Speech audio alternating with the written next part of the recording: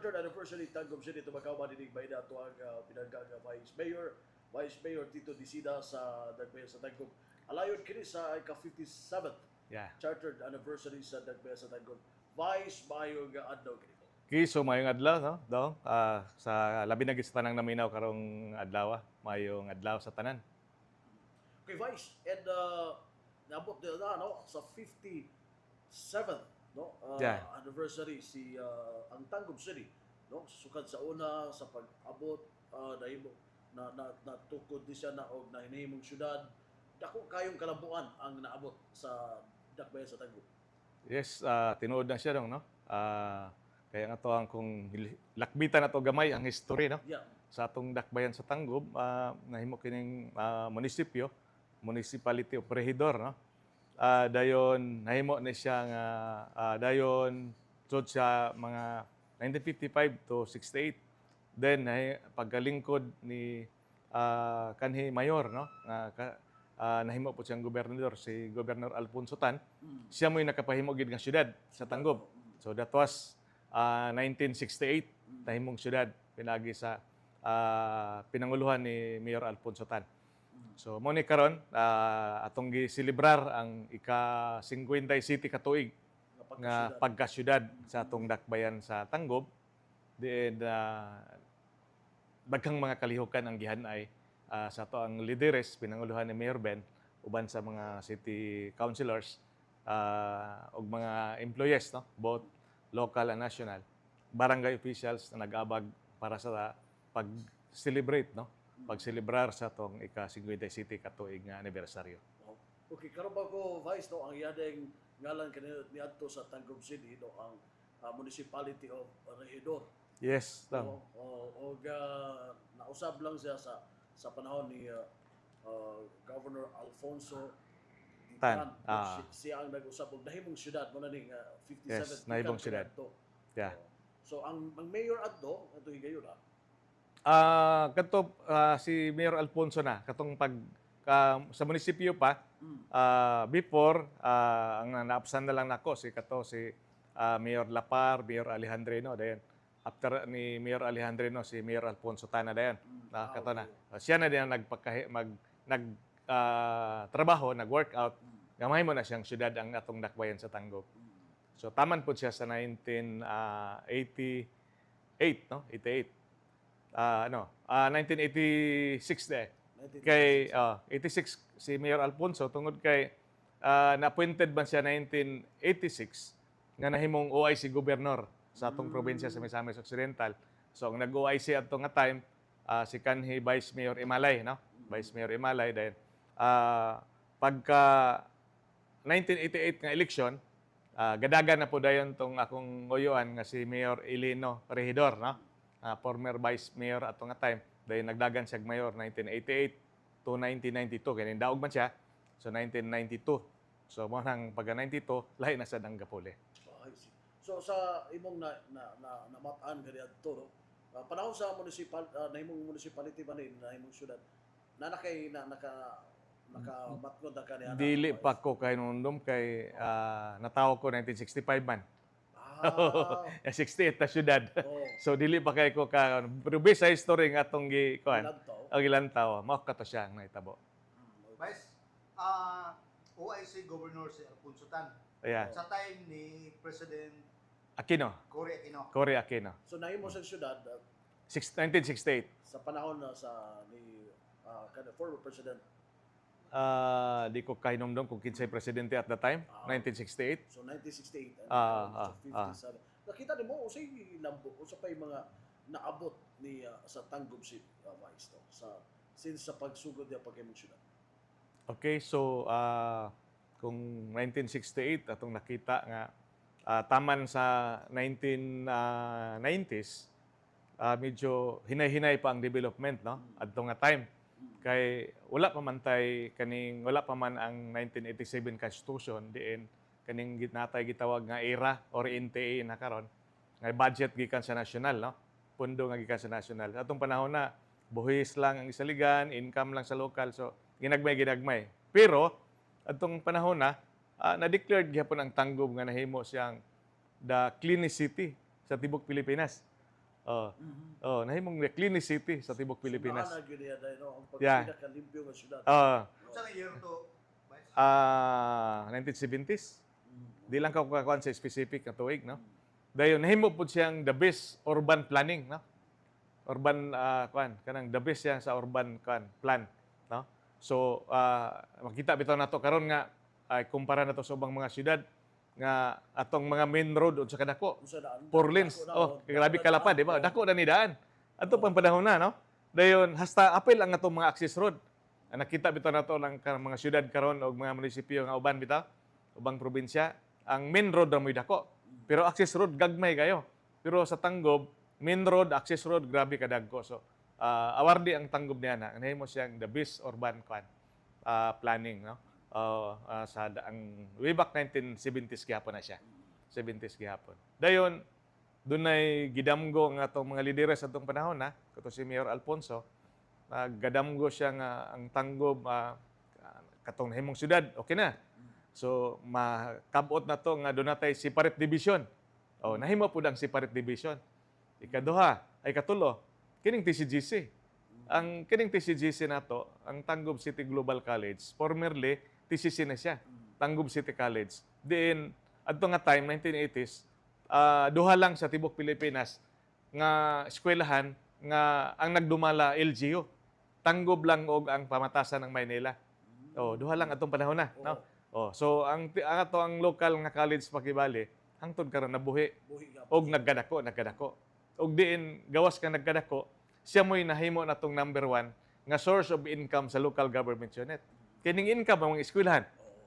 Tumikan sa subsidy sa CHID. So dako kay katabang. So ang gidamgo pag atong panahon na ni Mayor Alfonso nga doon natay makonek ang Lanao del Norte ug ang Misamis Occidental. Ang moagi sa Tanggob. Nahitugso ng atong tulay. Nga diin atong nasaksihan, ga-open na ang mga tulay atong last October 2024. So ato nang napahimoslan karon. So mao nay mga dagko nga mga plano sa syudad adto nga time nga na-realize gid. Karon na nga time ika-50 city ka tuig nasilibrar na to ang atong ika-50 city ka tuig uban sa opening sa tulay connecting Lanao del Norte and Misamis Occidental. Nagdigi sa Tanggob gaagi ang mga tulay. Muna nga karon nga kasulugan sa chartered anniversary, pasalamatan usab nato ang ato mga nahimo kadto mga leaders and karon nga mga visionary leaders ato sa karon nga administration. Yeah. Tinud gina siya atong pasalamatan una, pasalamatan gina to ang Ginoo, no, kay at least guidance gid grabe mao na guidance. Mao gina siya. Atong mga leaders sa atong unang mga panahon na diin nga nagpadayon sa mga damgo sukad pa ni Gobernador Alfonso Tan. Dayon nasumpayan ni kanhi Mayor Elena Regidor. Dayon nila ni Philip nasumpay. Dayon karon ang mga plano atong panahon na na-realize karon ng panahon na nga nakalingkod si kaning ni ang Governor Henry. Panahon nga siya pa ang congressman, siya na gapalo pa to, gapost na nga. Siyempre, tanang national nga mga projects, na mag-isi ang Congress, no? Maagi man gid dito in terms of legislation pakibalik kinahanglan magid siya. So si Governor Henry nag-post panahon nga congressman siya, hangtod nga na-implement gyud, no? Na-implement. Kay nakinumdum bitaw ko that was sa to nga tuig nga panahon ni Governor Ramiro, no? Governor Ramiro, President Arroyo nagmuha signing dito sa President Erap man siguro. Arroyo nga nagmuha signing dito sa Manila para sa Pangilbe Bridge. Pero wala to siya na-realize, no? Wala to, na-defer lang gyapon. So pag-abot ni Congressman Henry, paspasan niya follow up, dayon uban po ni President Noynoy ato nga time. So na-realize gid ang tulay. So katong atong mga dagkong nga lideres, congressman, gobernador, mayor, so ana gid siya all out ang suporta. So pakita na to grabe gid ang impact na na-realize gid ang mga proyekto. So karon nga administrasyon sa bago natong administration pinanguluhan ni Mayor Ben, karon gobernador na nga to ang kanhi congressman si Gob Henry. So mas daghan pa kaayong mga proyekto nga natabangan. Labi na gyud si Gobernador Henry, mo gina siyang kanang balik-balik pasalamat, no? Pasalamat tungod kay time nga congressman si Congressman Henry sulod sa tulo ka termino, almost mga walay labot sa tulay, mga almost 7 to 8 billion, no? Nga nabuhos diri sa dakbayan sa Tanggob. So manang nakita na to, tanang kadalanan simentado, may tubig, vertical nga building, eskwelahan, covered court, unsa pa uban diha. Nagyod rin gibukbuk. Yeah, ang oh, daghan. nagyod, no? So nakita na to ang Tanggob, moingon gud bi nga mga 97 to 98% simentado ng tanang kadalanan sa barangay, including access road, ha? Including access road. So, yung na ka swerte ang Tanggob sa panahon ni Congressman Henry. Karon nga gobernador siya. So, na-realize na ang tulay nga iya pong ginatabangan. So, dako kay ang impact. Dayon, pasalamat gid mi kay uban ni si Congressman Ando nga kanang ang suporta gihapon hantod karong panahon na nagpabilin bisag na ang tulay simentado ang kadalanan, tubig unsa pa uban diha karon tabang gihapon sila pagpangitag investor nga mosulod sa dakbayan sa Tanggob. Nga ang point gyud nga ang Tanggob mulambo gid siya. Kay para kung mulambo na gid ang Tanggob, siyempre ang makabenepisyo ang kitang taga-Tanggob. Okay. Usa ilantaw nimo sa Tanggob sa mga mosunod nga mga katuigan, Vice? Actually, makita na nato karon, no? Makita naman nato ang train human sa pag-open sa tulay. Yeah, Nakita na nato nga kanang naang daghan ng investors nga nag-signify nga mosulod sa ato. Gani, maingon gani may usahay nga basin maulahi ta sa ato ang lanyos, no? Sa ato ang zoning kuan para nga kung maulahi ta magka-problema magka-problema ta sa mga investor na to ahan nato ipamplastar, ipambutang ba. So mo na karon nga paspas ang ato ang pag-upgrade, no? Pag-revise ato ang sa LUP sa Lanyos plan na to. Dayon para mahanay na to, nato ibutang ang mga commercial building, industrial building, institutional kanang eskwelaha kaning niyang hospital, eskwelahan. So mo na gihanay karon. Tungod kay pagkakaron daghan ang nag-signify nga mo-invest ni sa Tanggob, no? Gani naay pending karon na sa konseho nga MOA sa upat ka investors nga mosulod sa ato. Hopefully second quarter basin magsugod na sila, no? Second quarter. So mga upat o lima na siya. Pero ang super ang MOA karon gi-prepare upat pa to. Then apoy kami nga isa. So inana na kapaspas, no? Dayon daghan ang gapalit og mga yuta diri sa tuas Tanggob, no? Nanay taga Cotabato nagpalit na dinhi, nanay taga ubang probinsya nagpalit na diri, taga Zamboanga del Sur, taga Misook. So naa diri sa ato na, no? Gapalit na sila gluna. Gahulat na sila nga tan-aw nila nga medyo mahimo ng feasible na ang kaning mga negosyo. Ready na anytime sila mag-open na, no? So inana sa sitwasyon. Siguro personal nako mga 5 to 7 years from now, makita nato ang Tanggob nga unsa nakadako. Unsa nakadako. Kay number 1 nato, kining eskwelahan.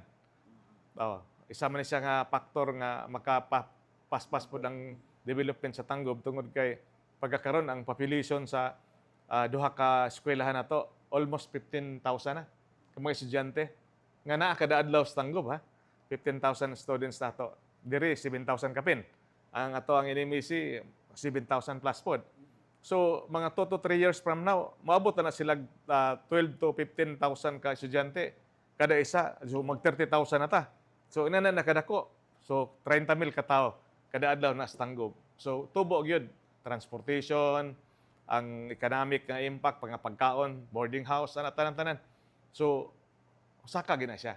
So once nga ang population inana nakadako, daghan ang mga negosyante ang mo sulod. Negosyante na din ang musulod. So atong makita, layo ra gayud ng 7 ka tuig siguro. 5 ka tuig gikan karon, makita na nato. Ma-picture out na nato nga. Ingana nang may tabos Tanggob, no? So mo na nga karon pinaagi sa administrasyon ni Mayor Ben ni Gobernador Henry. Si Gob Henry, isag to siya sa probinsya ra, pero halos kada semana na address tanggob, tabang unsay atong mahimo, no? Si Mayor Ben po, double time, pinaspasay gid kami, mga city councilors, city officials na to, pinaspasay gid kutob sa pagpreparar para ana nga mahitabo 5 ka tuig gikan karon nga preparado ang tanggob kay kinahanglan magina siya pangandaman nato nga ang syudad kung nana nakadako ang atong population, nana nakadaghan atong investors, so kinahanglan ready pud ang syudad unsay may pagabuhaton, especially sa siyempre number 1 power, tubig, dayon peace and order. Peace and order. Gi-appeal lamon ang peace and order tungod kay kabalo man ta sa ato ang sitwasyon nga ato naman ang nasinati sa unang panahon, no? Nga ang peace and order sa una grabe man gid to ka problema nato ang misok, apil ang tanggob, so kana pod gi pangandaman nato daan karon. Nga apilon nato na siya pagpreparar ang peace and order tungod kay dako na siya gipikto, no? Gani karon medyo na ginagmay ang kasikas, nanay mga indicators nga kusog na po siguro ang droga. Oh, so among gilantaw. Mao ni mga indicators sa kusog ang droga, so gibalance ang programa. Gibalance ang programa nga peace and order po dili pwede pabayaan. And labi na nga, nahimo ng drug-cleared city ang Tangkog, Yes, Valis, di ba? Yeah. And naman ay kanunay gina validate mo na sa PDEA, murag yearly man siguro kung ako na sayo. Yeah. Na validate. Ano ba yung mga city na to, mga sa city na to, mga barangay nga na murag natangtang siya sa drug free or wala? Pamilya na gyapon drug free. Wala ko'y na kwan pa na kuha nga information o report nga doon na inana nga sitwasyon, but maabot gid ang panahon kay mingon ta nga atong pila ka tuig nga milabay drug free kuan ta city, pero maabot niya ang panahon nga kung pasagdaan nato mubalik ang kadaghanon sa mga poser, drug lord, dili na ta mahimong drug free nga syudad. So kinahanglan gina siya pwede mo ma-maintain. So unsaon na to pag-maintain kun dili tutukan gid ang kaning ni ang peace and order nato situation lantawon gid kanunay. So may makita man na nato unsay mga sign, unsay mga indicators nga nana na sila. Karon medyo gasugod na. So mo na nga si Mayor gilantaw na po na siya, gipunduhan na pog dako kana nga spito para nga masustain nato ang mga gitawag tag drug-free city. Okay, Vice, wa po tagalantaw nga palitan ang misok na may tulo ka syudad, no? Oroqueta, Ozamis, and Tangub, no? Nga compete po ta sa mga syudad kay naglambo man ng Ozamis, Oroqueta, no? Ayun na. Yeah. Actually isa na siya nga gilantaw pod. Usa pod nga nakita, no? Nakita nato. Kay number 1 gilantaw nato ang una ang ato ang annual budget. Annual budget sa Tanggob. Sa una panahon, way back mga 1990s, mga 2000, isabutan to 2000, ang budget nato sa Tanggob mga 600 million lang. Dayon ang Oroqueta maabot na og mga 900 to 1 billion. O sa amin taas na mga ginadaan. So karon among gilantaw ang difference niya nga sa Tanggob ug ang Oroqueta, o sa amin taas na mga siya.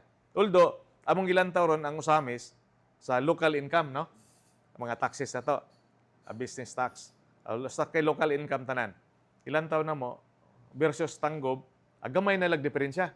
No, gamay lag diferensya kay nag 250 million sila per annum. Ang Tanggob karon mga almost 220 na pod million. Ang local income tungod aning eskwelahan. Tungod sa TCGC kay ang TCGC alone maabot na mag 184 million. Plus local taxes na to. Mga buhis, nga negosyantes, merkado. So, tag 200 million may kapin. So, sa local income, apit namin nga apa sa Osamis. Oroqueta, medyo naapsan na po na to gamay. No? Oroqueta. Then, ang annual budget, o Osamis, basta dako man siya, kay dako nag-NTA or ERA, no? So, di may kaapa sa ERA. Kaya ang ERA na to, karon sa Tanggob, mga almost mga 800 million ng kapin. Ang NTA, no? ERA. So, ang Oroqueta ug ang Tanggob, gamay na lang kay diferensya ron. Kita karon ang annual budget nato 1 billion kapin, almost 1.1 B. Ang Oroqueta mga 1.2 ra. So, ano na lang diferensya, gamay. Gamay dalang kayo. So, kana mo yung mga indicators nga nakita nato nga basin makaapas na guro kita no. Oh, Inalo ba? kita, kita. What if ang TCGC maabot ang population og mga 15 million, 15,000. Oh, so may income na kag almost 300. Oh, so kaya na tumaabsan ng guro kita no. So ina na ang sitwasyon. So plus kanang mga investors na nagsulod. Oh, ubay-ubay naman gid siya nagsignify. So pon-pon ma-realize na siya. Katong giingon ako ganina nga 5 years from now, ma-plaster in place na tanan ng mga negosyante, mo compete kita sa Oroqueta City. Posible di ta kapas sa Ames pero ang Oroqueta basin-basin mapsan. Okay. So, gawas sa ka na magpaabot nga dunay mo invest, dapat ay murag mag-invite no sa uban pa nga mga sa business sector. Invite nila ano mo sa Tanggo. Yeah. Naay team man karon no nga ga-invitar. Nami kanang marketing kuan ga organize. So ginabakaapan ko na ni Governor Henry na. Actually si Gov Henry pagkakaron mao gid siya yung may galid nga mangimbitar gig mga investor nga masulod sa Tanggob no. Gani kanang upat karon nga kaming siya mo'y nag-workout na nga musud gid sa ato. Musud sa ato sa Tanggob no. So napagi kaming nga yang gipang-imbitar. Dayon kita pod sa lokal na to nga headed by Mayor Ben. Si Mayor Ben pod sige pon pang-inganyo og mga investors nga musud pod sa ato diri sa Tanggob no nga mo-invest sa ato. So mao na nga tanan ang galihok ang lokal plus ang team ni Governor Henry nga ga siging hangyo siging ga invite no ga invitar og mga negosyante nga musud diri sa ato sa dakbayan sa Tanggob. Okay. So salamat kay labot na Vice and dako na kayo no kalabuan ang Tanggob City. Gani naman ta karon din sa interview. Salamatan nato no ang TCGC nata karon diri. Interview sa TCGC. Mani siya ang Tanggob City Global College no. Ang office din siya to ang president no si Doc Maricel. Napod diri ang atong mga activities nga gihimo no. Diri sa to ang grandstand diya sa gawas nga bahin. So napod diha ato atong boxing, natay motocross, napod tay karong hapon karong gabi napod tay sodium lights no. Tong lights presentation sa lain-lain pud nga eskwelahan. Napod tay gipang-imbitar uban nga mga banda para at least maka-entertain pagid sa atong mga bisita nagikan sa lain-laing probinsya. Vice, siguro imo na lang mensahe alas tanan no nabida sa mga Tanggobanon o dili naman Tanggobanon tibok Misamis Occidental and nabida sa atong ika-57 chartered anniversary sa Tanggob sa iyang naabot nga mga kalampuan sa Tanggob City. Okay, so again kanang salamat kay gyud sa paghatag og panahon no.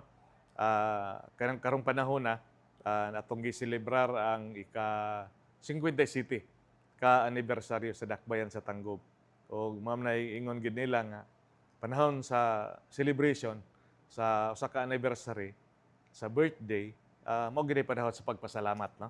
So pasalamatan gid nato una katong mga kanhiay nga mga lideres nga diin naka-contribute nakatimbol alang sa kalambuat sa dakbayan sa Tanggob.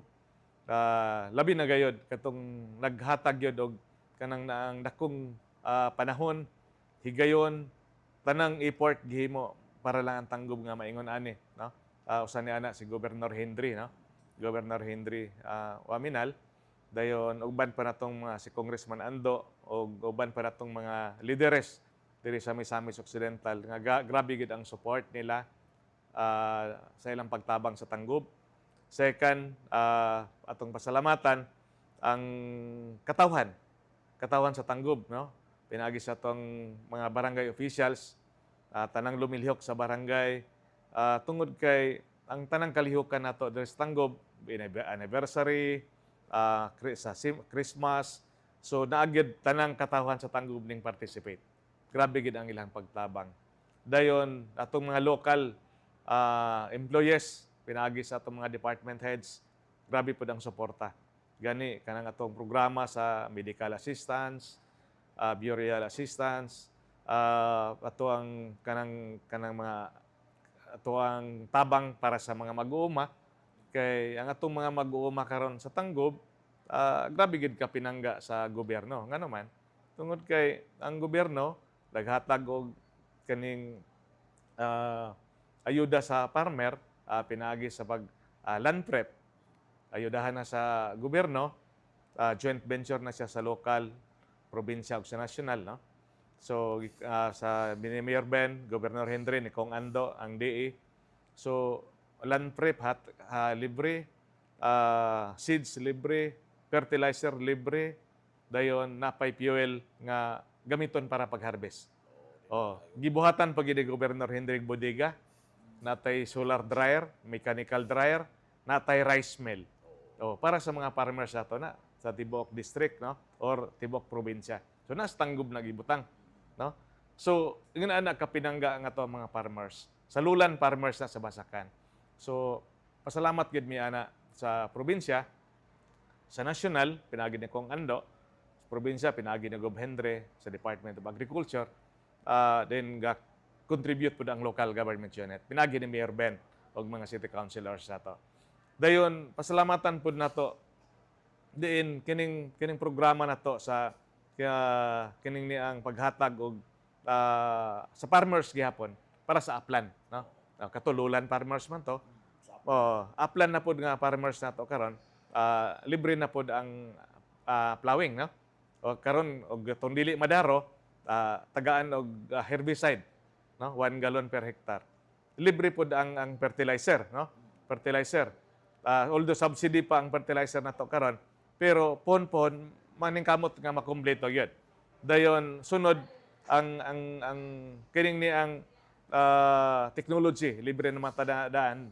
Dayon naningkamot pod ang syudad nga mahatagan pod sila sa abagan pod sila sa marketing. So ingon na so ang probinsya, si Congressman Ando o ang syudad, kanang naang pasalamatan gid pod namo ang mga departamento nga di nagtutok ang programa tungod kay pinaagi niya na kanang naang atog yun nga mahatagan og maayong serbisyo ang tanang katawhat sa tanggob. Labi na gid katong pinakaubos nga hutong sa katilingban nga atong mga mag-uuma. So all out gid ang suporta sa gobyerno, no? Sa syudad pinanguluhan ni Mayor Ben, sa district Kong Ando, sa probinsya ni Governor Hendre, o katong mga line agencies nga nagsuporta. So, in behalf sa atong mga lideres sa Tanggob, pinanguluhan ni Mayor Ben, kinasing-kasing po namang pagpasalamat yun sa katauhan o sa mga lideres nga nagtabang pinaagi sa pagsuporta sa atong mga kaigsuonan sa dakbayan sa Tanggob. So, kung balikon, pasalamatan mo si Gov Hendre, Vice Governor Wing, mga board members, si Congressman Ando, o sa tanan, no? Ng mga line agencies nga nagtabang. Salamat gid kayo sa tanan. Okay. Salamat kayo ito nagkauban si Vice Mayor Tito Disida alayon sa ika-57 Charter Anniversary sa Dagbayan sa Tanggob. So gika diri sa Tanggob City Global College kaban ako si Double D 45 todo nga bargamento og kini si Double D Otso Manuel Oron Kilid Jr. Salamat. Happy 57th Charter Anniversary Tanggob City. Happy Charter Anniversary Mayor Ben and Vice Mayor Tito Disida. Happy 57th anniversary sa Dakbayan sa Tanggob. Mabuhay. Mabuhay ang Tanggob City.